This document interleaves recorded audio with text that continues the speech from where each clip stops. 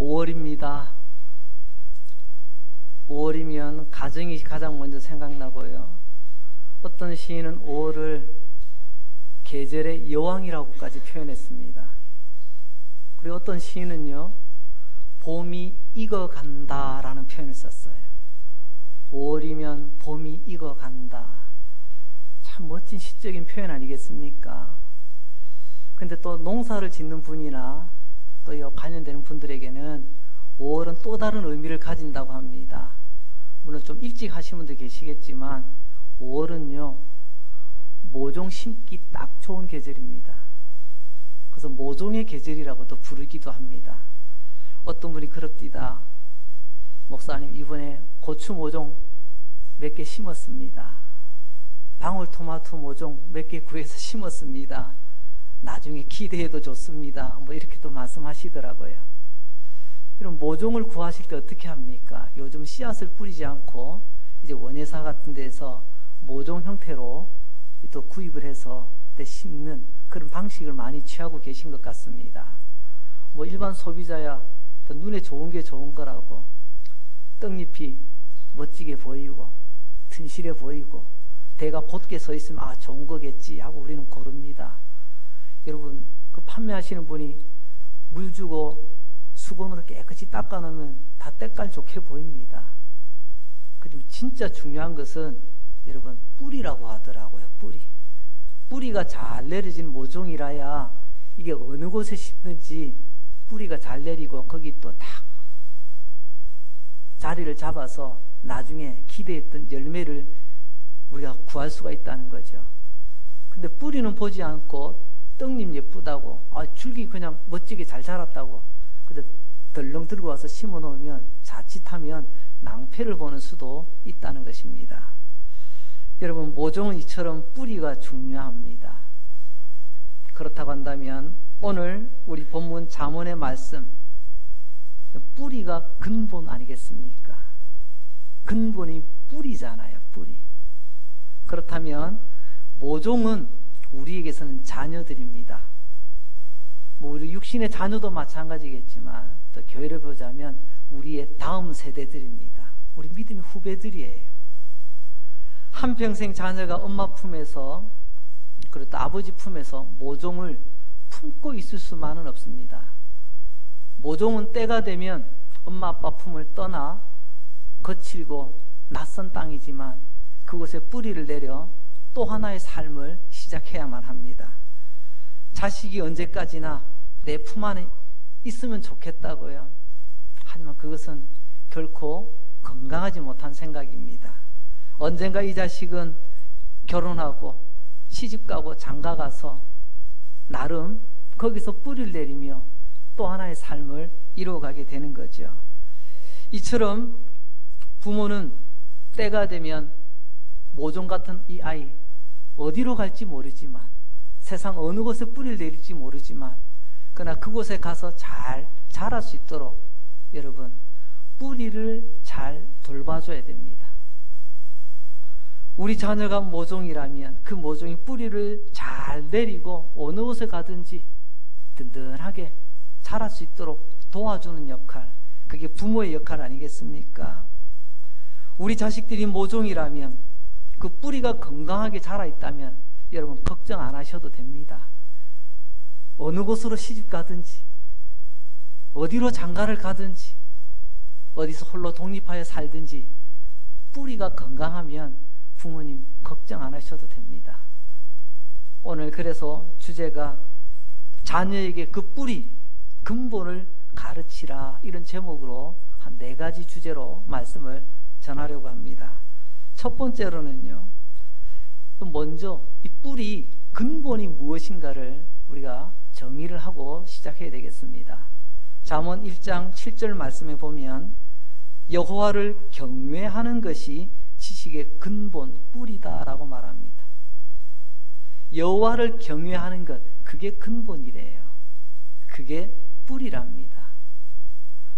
부모들이요, 먼저 우리가 하나님을 경외함을 보이시기 바랍니다. 그리고 그것을 자녀들에게 가르치시기 바랍니다.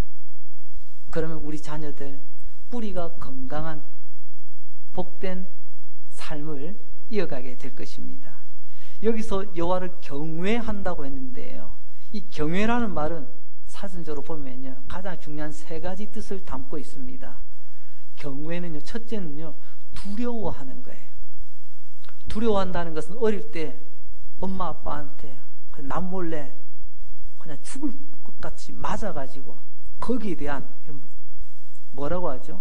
후유증, 그것 때문에 벌벌 떠는 게 아닙니다. 여기서 말하는 두려움은 공포 뭐 그런 게 아니에요.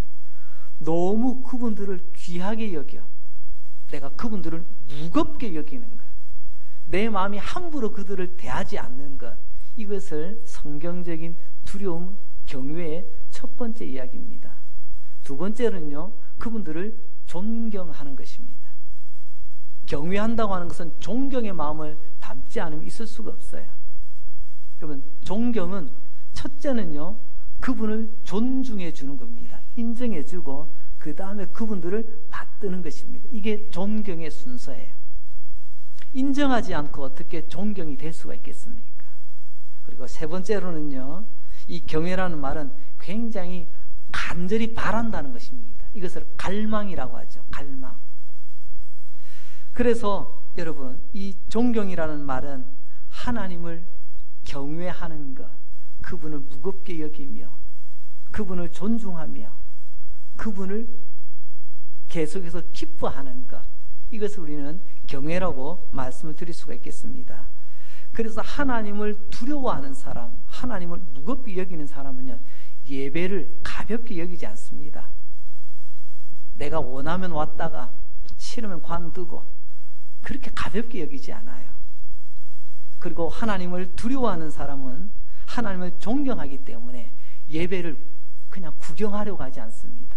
내 온 마음과 정성을 향해서 나를 산제물로 드리려고 합니다. 그리고 예배를 잘 드리는 사람들을 보십시오. 그 사람들은 예배를 잘 드리기 때문에 하나님의 말씀을 늘 사모합니다. 그래서 말씀에 대한 목마름, 갈증이 있어요. 그래서 말씀을 늘 가까이 대하고 들었던 말씀을 늘 되뇌이며 묵상하며 그렇게 달려갑니다. 그런 사람들은요, 결론적으로 말씀의 순종의 열매가 늘 따라다닙니다. 이 사람들이 여호와를 경외하는 사람들이에요. 여러분, 우리는 어떻습니까?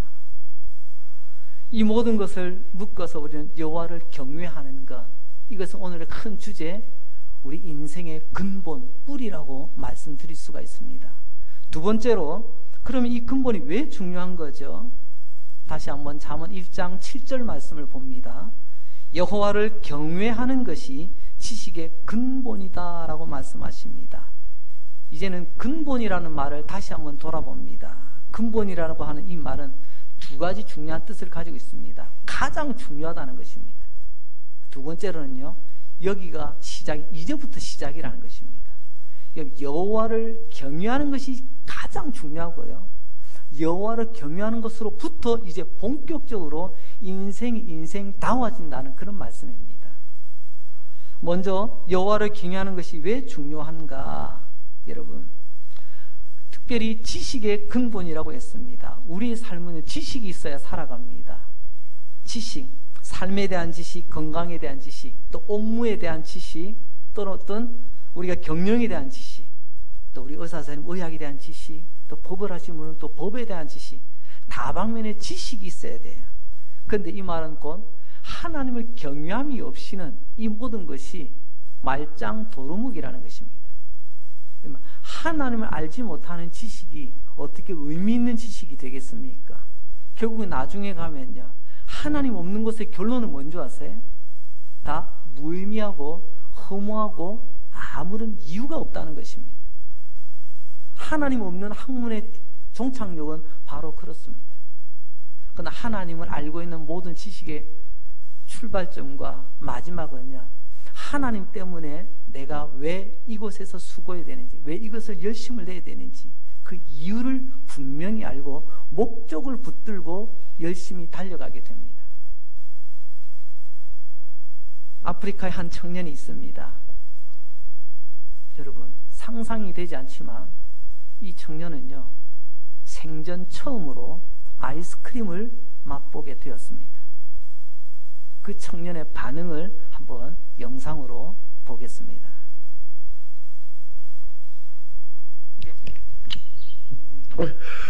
Ahora, rendere la ritma, due se di monatera, la vana due se. Come ora la monatera, la vana. Come monate cavalla, vuoi sorri. Ora la ritira, Samiki Maria, la cavoia, due se di monati, di letegna. Lo cavalla, cavalla, vaka come monati. Monati. Monati. Gimna magnum. Rumjeri tapisala. Kadu jadi busula la jadi monati letenya. Ukanya la kawan. Lo kawan aku ukanya. Monati.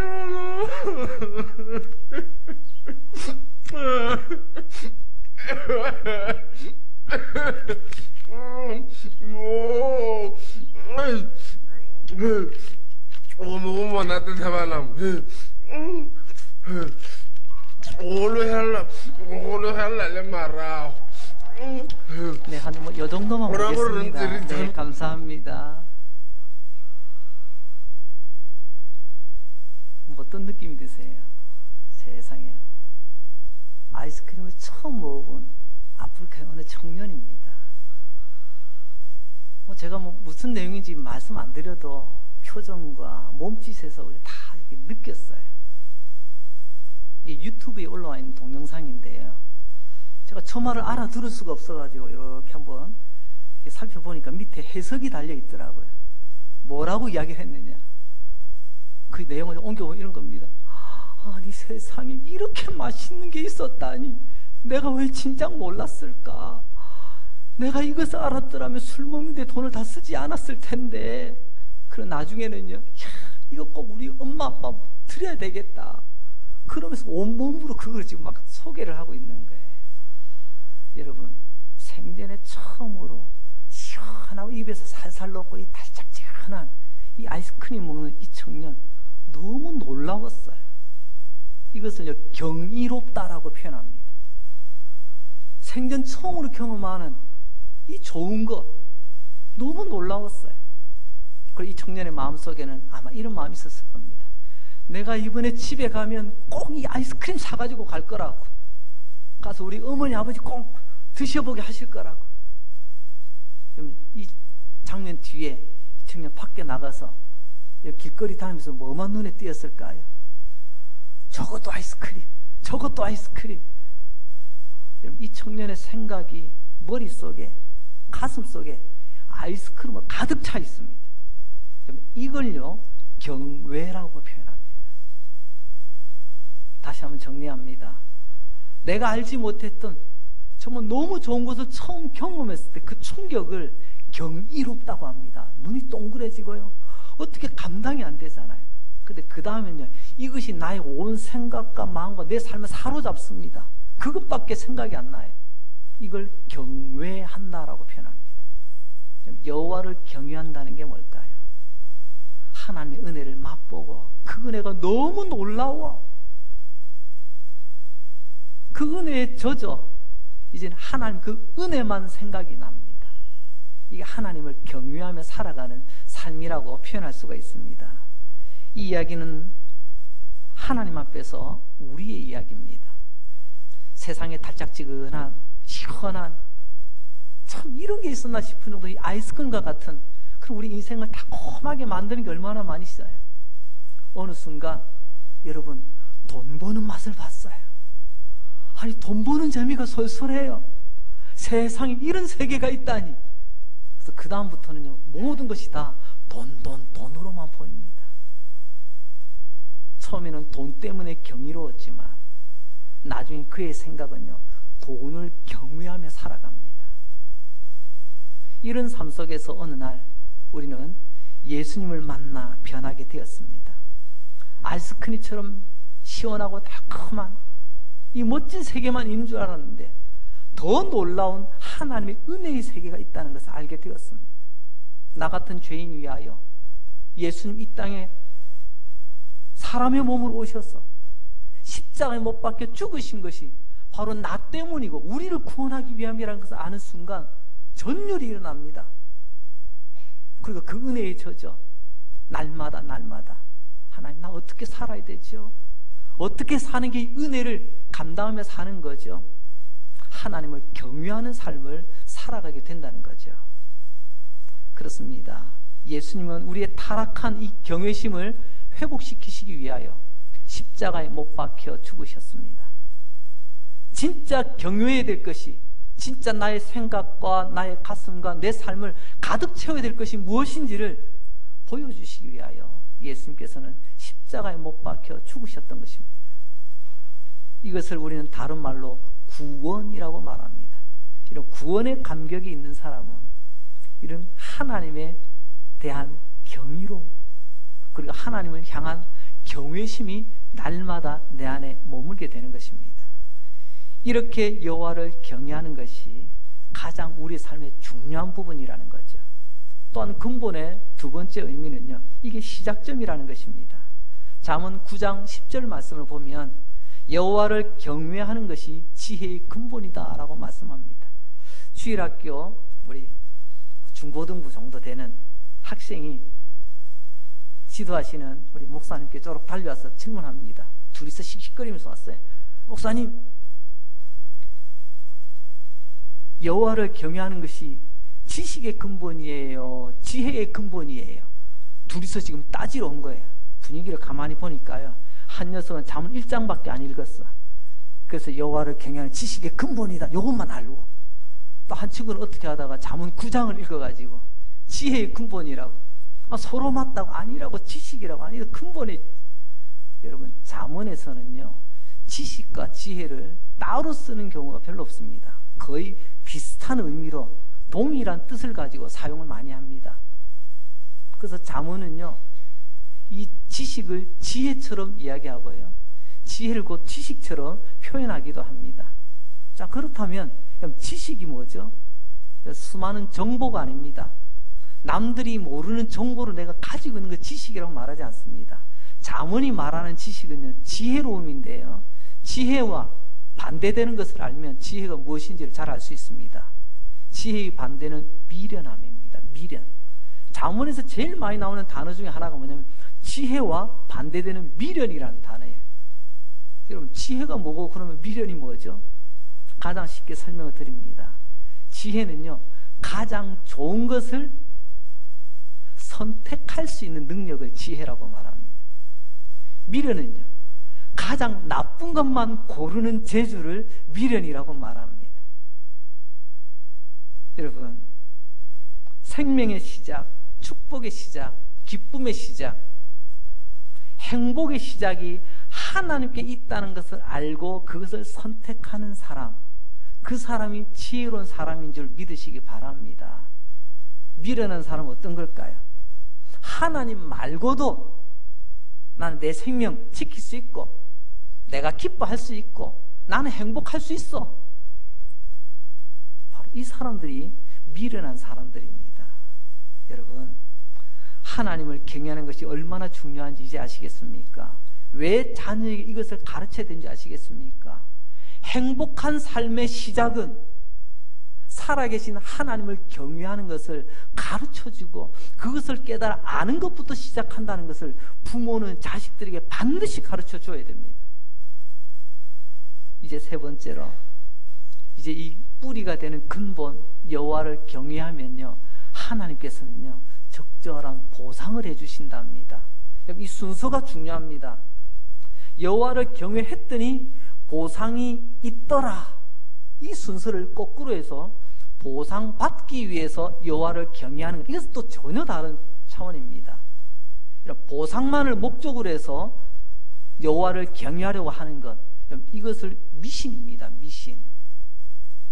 우리는 보상을 목적으로 하나님 믿는 건 아니지만, 그러나 놀랍게도 감사하게도 하나님은 여호와를 경외함이 먼저 된 사람에게는 하나님께서 알아서 보상을 해주시겠다고 말씀하십니다.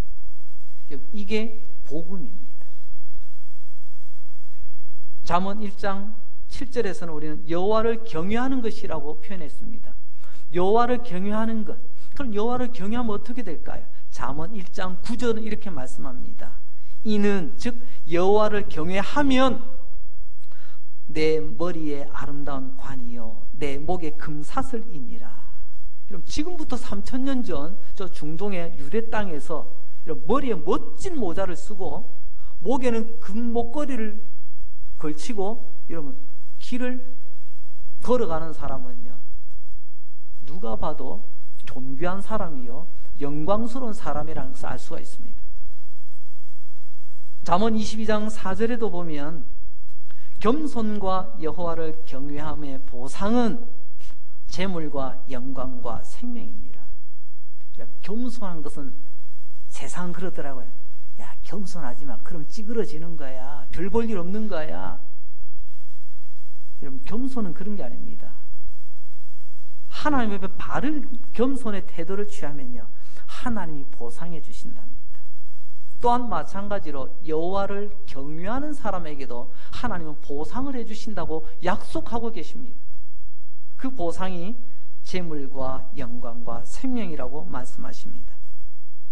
여러분, 우리는 하나님의 보상을 목적으로 달려가지는 않지만 그러나 하나님께서 이런 약속을 하셨다는 것도 꼭 기억하시기 바랍니다. 잠언 3장 7절로 8절에 있는 말씀을 보면 스스로 지혜롭게 여기지 말지어다. 겸손하라는 거죠. 스스로 똑똑한 채 하지 말라는 거죠. 여호와를 경외하며 악을 떠날지어다. 이 말은 곧 뭐죠? 여호와를 경외하면 악한 길에서, 나쁜 길에서 떠나게 돼 있어요. 그게 지혜로운 모습 아니겠습니까? 그러나 여호와를 경외하지 않으면 어떻게 할까요? 스스로 잘난 체 합니다. 그리고 스스로 악한지 나쁜지 분별을 못해요. 사리 분별을 못합니다. 열심은 내는데 이것이 바른지 옳은지, 그래서 그게 미련하는 것 아닙니까? 미련하면은요, 학력이 조건이 되지 않습니다. 미련하면은요, 나이가 조건이 되지 않습니다. 마치 보이스피싱에 걸리는 것처럼 말입니다. 미련하면요, 딱 하나입니다. 하나님을 바르게 경외하지 못하면 언제든지 이렇게 미련하게 악한 길로, 그리고 스스로 똑똑한 척하며 나아갈 수가 있다는 거죠. 그리고 잠언 31장 30절 말씀을 보면 고운 것도 거짓되고 아름다운 것도 헛되나 오직 여호와를 경외하는 여자는 칭찬을 받을 것이라. 여러분, 잠언 31장까지 있지 않습니까? 잠언 31장 이 마지막 부분은요, 어쩌면 잠언 전체의 결론이라고도 말할 수 있는 부분입니다. 그런데 오늘 이 이야기는요, 한 여자의 이야기가 아니라 저와 여러분 우리의 이야기이기도 합니다. 우리 인생 70년, 80년 이 짧은 세월을 살면서 내 눈에 보이는 고운 것, 아름다운 것, 여러분 그것을 놀라워하고, 이런 세상이 있었어, 이런 게 있었어, 거기에 푹 빠져 살다가 그것이 온통 내 머리의 생각과 내 삶을 가득 채우고 있는 세상을 경외하며 살아가는 그 모습, 하나님은 솔로몬을 통해서 말씀하십니다. 솔로몬 아시죠? 세상의 고운 것 다 경험해 봤잖아요. 세상의 아름다운 것 다 맛보았잖아요. 솔로몬은 우리가 그렇게 희망하는 내용들을 솔로몬은 다 누려본 사람이에요. 그렇게 곱다는 것, 그렇게 아름답다는 것, 그 좋다는 것. 그런데 솔로몬을 통해서 하나님 말씀하십니다. 내가 살아보니까요, 이거 다 헛되디다. 이게 솔로몬을 통해서 들려주시는 말씀이에요. 내 눈에 고와 보이고 내 눈에 아름다워 보이는 것, 여러분 하나님을 경외하는 것이 아니라고 한다면 결국은 헛된 거라는 거죠. 헛된 거. 결국 하나님 앞에 진짜로 고운 것, 진짜로 아름다운 것이 따로 있다고 합니다. 세상의 아이스크림이 제일 놀랍고 제일 경이롭고 제일 경외해야 될 것이 아니라, 여러분 모든 것의 근본 되시는 하나님을 하나님되게 바르게 믿고 섬기는 것, 이것이 바로 진짜 고운 것이고 진짜 아름다운 것이라고 말씀하는 거죠. 오늘 이 결론이 여러분들의 마음속에 잘 박힌 목과 같이 자리 잡기를 주의 이름으로 축복합니다. 인생의 마지막에 남는 게 뭘까요? 우리 잘 알고 있는 것처럼 짐승은 죽어서 가죽을 남기고요, 사람은 죽어서 이름을 남깁니다. 여러분, 결국 우리가 있던 자리에 떠나면 우리의 이름만 남아요. 여러분, 그 누군가 이름하면 그 사람 이름 속에 그 사람의 행적이 다 담겨져 있습니다. 우리 교회도 올해 75년입니다. 여러분, 그 수많은 역사는 얼마나 많은 우리 믿음의 선진들이 앞서 왔었고 지금까지 이어가고 있습니까? 여러분, 그 믿음의 역사 가운데 여러분들이 기억나는 이름들 누가 있나요? 그리고 그 이름이 어떤 이름으로 남아 계신가요? 그리고 오늘 우리는 어떤 이름을 남기며 또 다음 역사를 이어가게 될까요? 그때 그 누구, 아하, 이런 분, 어떤 이름으로 남기를 원하십니까? 오늘 잠언은 결론적으로 말씀합니다. 칭찬받는 사람이 되라. 여러분, 이 여인이 칭찬을 받잖아요. 이게 바로 오늘 우리가 목표해야 될 것입니다. 먼저는 하나님을 경외하는 사람은 칭찬의 흔적을 남기게 됩니다. 하나님께 칭찬을 받고요, 하나님의 몸된 교회의 칭찬을 받고요, 많은 믿음의 동료들의 칭찬을 받습니다. 저 여러분, 우리 인생의 뿌리 근본 하나님 되시는 그 하나님을 경외함으로 우리 아름다운 이름이 아름답게 새겨지는 그런 흔적이 남는 믿음의 걸음이 되시기를 주의 이름으로 축복합니다. 이제 마지막 네 번째입니다. 앞서서 근본, 여호와를 경외하는 것이 무엇인지, 그리고 그 근본, 여호와를 경외하는 것이 왜 중요한지, 그리고 근본, 여호와를 경외할 때 하나님께서 보상을 약속하셨다는 것을 말씀드렸습니다. 이제 네 번째입니다. 그럼 이 여호와를 경외하는 것을 누가 가르쳐야 되죠? 누가요? 오늘 하나님은 잠언 말씀을 통해 우리에게 말씀합니다. 근본, 여호와를 경외하는 것을 먼저 부모가 가르쳐라고 말씀하십니다. 왜 부모가 여호와를 경외하는 것을 자식들에게 가르치죠? 부모만큼 내 새끼를 사랑하는 사람이 없기 때문에 그렇습니다. 어떤 선생님도, 어떤 곳에서도, 여러분, 부모만큼 내 새끼 사랑하는 사람이 있을까요? 물론 요즘 세상이 하도 흉악해져가지고 희한한 뉴스들이 들리기도 하지만 기본적으로는요, 부모보다 내 새끼 더 사랑하는 사람은 없어요. 여러분, 학교 선생님이 아무리 유능해도요, 부모님만큼 그 아이 사랑하지 않습니다. 우리 주일학교 선생님 아무리 열심히 하시지만 여러분만큼 우리 아이들을 사랑하시겠어요? 그런데 우리는 어떻습니까? 책임지지 못하는 아이 학교에다 덜렁 내맡깁니다. 그것도 모자라면 학원에다 내맡깁니다. 그러면서 난 내 할 일 다 했다고. 그리고 때로는요, 뭐 신앙교육은 주일학교에다 맡기면 되지 뭐. 주일학교에다 덜렁 맡기고 끝냅니다. 참 무책임한 부모의 모습이죠.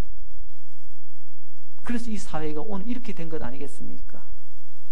부모가 아이들에게 진짜 가르쳐야 될 것을 가르치지 않고 오히려 학교에다 떠맡기고 다른 데다 떠맡기던 가운데 어느 날 돌아보니까 이제 내가 손쓸 수 없는 그런 상황이 벌어진 일들이 얼마나 많이 있습니까?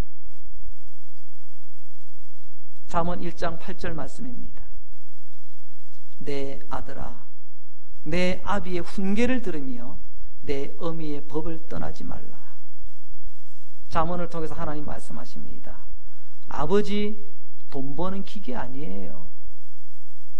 어머니, 밥하는 일꾼 아니에요. 우리는 아버지도 자기도 그렇게 생각하면 나는 뭐 돈만 벌어주면 되지. 어머니도 스스로 나는 뭐 밥만 잘해 잘 먹이면 되지 뭐. 오늘 성경은 말씀하십니다. 아버지의 역할이 무엇인가? 어머니 역할이 무엇인가? 다시 한번 봅니다. 아비의 훈계를 들으며 여러분 가르치라는 거예요. 여러분 가르치는 부모가 진짜 부모입니다. 어머니, 어미의 법을 떠나지 마라. 어머니가 율법 하나님의 말씀을 가르쳤잖아요. 낳고 먹여주고 내버려 두는 건데 짐승도 그렇게 합니다. 오늘 하나님 말씀합니다. 부모들이여 자녀들에게 근본 인생의 참된 뿌리 여호와를 경외하는 것을 가르치라고 말입니다. 그건 아버지도 가르쳐야 되고 어머니도 가르쳐야 돼. 어떻게 가르치죠? 가르침이라는 것은 여러분 내가 말로 그냥 귀에 딱지가 않도록 떠들어대는 것이 가르침이 아니라 가르침이란 말씀을 삶으로 번역해내는 것입니다. 다시 한번 말씀드립니다. 진정한 믿음의 가르침은요, 말씀을 삶으로 번역해내는 것입니다. 조금 전에 우리 영상을 봤어요. 뭔가는 감은 오는데 도대체 무슨 말 하는지 알아들을 수가 없어요. 저도 알아들을 수가 없어서 검색을 해보니까 어떤 사람이 알아듣고 밑에다가 이렇게 자막을 달아놨더라고요. 그것도 영어로 달아놨더라고요. 근데 어렵지 않은 영어라서 대충 제가 아까 번역해서 제가 말씀을 드린 거예요. 이런 번역하는 사람이 없으면 본뜻을 알 수가 없어요. 그래도 우리 믿음의 부모된 우리는 그래도 말씀을 늘 가까이 하면 읽고 듣고 말씀을 묵상합니다. 요즘 아이들 말씀을 가까이 하던가요? 그럼 어떻게 해야 되죠? 부모된 우리가 그 말씀을 내 삶으로 녹여 삶으로 번역된 것을 보여주는 것입니다. 얘들아 여호와를 경외하라 이렇게 끝나는 게 아니고요. 얘들아 여호와 하나님을 경외하는 것이 이런 거란다. 이렇게 사는 것이 하나님을 내 인생의 뿌리로 두고 근본으로 알고 살아가는 거란다. 그것을 내 삶으로 번역해서 전해줘야 되는데 번역 작업이 안 되니까 소통이 안 되잖아요. 잠언 23장 17절과 18절 말씀입니다. 내 마음으로 죄인의 형통을 부러워하지 말고 다른 사람 부러워하지 말합니다. 우리 자녀를 다른 사람과 비교하지 말합니다. 항상 여호와를 경외하라. 하나님의 말씀 내 삶으로 번역하여 보여주라는 거죠. 그러면 정령이 너의 장래가 있겠다. 우리의 장래, 우리의 소망이 뭐 우리 자녀들 잘 되는 것 아니에요. 그렇다면 내 아들, 내 딸의 장래가 여러분 내 손에 있는 게 아니고요. 하나님의 손에 있는 줄 믿으시기 바랍니다. 내가 하나님을 바르게 경외하면요. 여러분 걱정 안 하셔도 됩니다. 어느 곳에 있든지 무엇을 하든지. 오늘 일부 예배 마친 뒤에 한 우리 여자 청년이 목양실에 와서 인사하고 갔어요. 그 청년이 1년 동안 미국에 갔다가 왔어요. 그 여자 청년이 혼자서 아무도 없는 생명부지의 땅에 1년 동안 부모가 쉽게 보내겠습니까? 쉽지 않아요. 그렇지만 그 청년은 참 밝은 표정으로 돌아왔습니다. 왜요? 여기 있을 때도 그 친구는요, 하나님을 경외하는 흔적을 가지며 삶으로 살아내던 청년이었습니다. 거기서도 거기 있는 1년 동안에도요, 그 청년은 하나님을 경외하는 그 중심을, 그 뿌리가 뽑히지 않았어요. 그리고 돌아와서는요, 목사님 잘 다녀왔어요. 위에서 기도해 주셔서 고마워요. 그 밝은 표정 인사하고 저도 그를 위해서 기도하고 그렇게 보냈습니다. 여러분, 우리 자녀에게 이 뿌리가 건강하게 든든하게 세워지면요, 이 자녀 어디서 무엇하는지 여러분 걱정 안 하셔도 됩니다. 세상에서 제일 부질없는 걱정이 뭔 줄 아세요? 하나님을 경외하는 자녀 걱정이에요. 이해가 잘 안 되십니까? 하나님을 경외하는 자녀를 걱정한다고요? 그것만큼 세상에 부질없는 걱정 없습니다. 그래서 그만큼 걱정할 필요가 없다는 거예요. 오늘 하나님 말씀하십니다. 세상이 믿지 않는 부모, 그 자녀들이 내보기에 고와 보이고 아름다워 잘 되는 것 괜시리 마음 싱숭생숭하게 부러워하지 말고 항상 여호와를 경외함을 자녀들에게 가르치라. 그러면 너에게도, 너의 그 자녀들의 그 장래도 소망이 있다고 말씀하십니다. 여러분, 오늘 이 하나님의 말씀을 믿고 이 말씀대로 잘 가르쳐 장래에 소망이 있는 그 자식들을 위하여 주의 이름으로 뚜벅뚜벅 걸어가시는 믿음의 부모가 다 되시기를 주의 이름으로 축원합니다. 기도드립니다. 하나님 아버지, 오늘 어린이 주일을 맞이하여 부모가 무엇인지 말씀을 들으며 부모된 우리 마음이 많이 뜨끔뜨끔했습니다. 참 몸둘 바를 모르겠습니다. 여호와를 경외하는 것이 모든 지식의 으뜸이고 여호와를 경외하는 여기서부터 모든 행복과 축복이 시작됐다는 것을 깨닫지 못하고 세상 사람들처럼 그렇게 살았던 것 하나님 회개하오니 불쌍히 여기시고 용서하여 주옵소서. 오늘 내 아들 내 딸이 이렇게 된 것, 나의 잘못이 가장 크다는 것 이제 깨닫고 회개합니다. 이제라도 그 아이들 위해서 기도하겠습니다. 이제라도 그 아이들 전화 한 통 붙들고 문자 한 통이라도 보내요. 예수 잘 믿어라. 예수님에게 너의 인생이 달려있다. 우리 아이들 축복하는 부모 되겠습니다. 하나님, 오늘 잠언의 말씀처럼 이제 세상 부러워하지 않고 조급해하지 않고 우리 아들 딸들의 장래가 하나님께 있음을 믿고 어떤 상황 속에서도 근본 되시고 뿌리 되시는 여호와 경외함을 가르치는 엄마, 아빠, 부모가 되겠습니다. 오늘 이 잠언에서 또 한 바가지 행복의 샘물을 길어 올립니다. 부모된 우리가 그런 복된 사람, 우리 자녀들이 다 복된 자녀가 되도록 하나님 넘치도록 축복하여 주옵소서. 이제 이 시간 아멘으로 눈뜨기 전에 우리 가운데 병든 자들을 불쌍히 여기시고 고쳐 주시옵소서. 난치와 불치의 병 가운데 괴로움을 당하는 분들 주님의 능력으로 깨끗하게 고쳐주시길 원합니다. 병의 그 뿌리까지 주님의 능력으로 뽑아주시고 녹여주시고 하나님, 또한 우리 가운데 슬픔과 아픔과 애통함으로 여러분 힘들어하는 성도들이 있습니다. 주여 저들의 서러움의 눈물, 외로움의 눈물, 억울함의 눈물 닦아주시고 기쁨으로 충만하게 하여 주시며 또한 태의 문이 열리기를 원하는 가정들이 있습니다. 주여 태의 문을 열어주시고 저들의 삶 가운데 또 한 주간 기적의 문들을 활짝 열어 주시옵소서. 예수님 이름으로 기도합니다. 아멘.